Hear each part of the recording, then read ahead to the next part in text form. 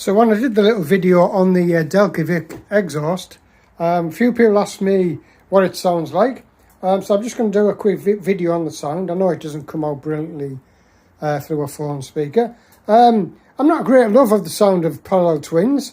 I'd have preferred the standard exhaust, as I said. But I don't think there's any videos on this this Delkevic sound. So just for those of you that out there that may be considering buying one, just a note, I haven't put the band on there and I haven't got the springs on there yet. But the exhaust up to the exhaust ports, they're nipped up. So let's just have a quick listen.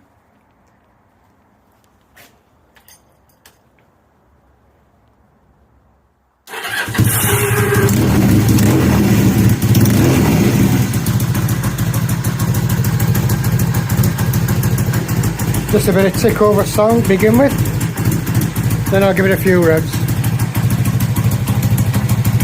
Quite a mechanical sound, these engines, there's a lot going on with them.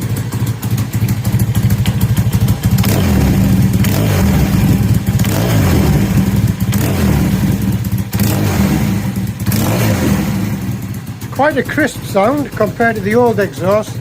The old 2-in-1 was a bit blatty, but this one's a bit crisper.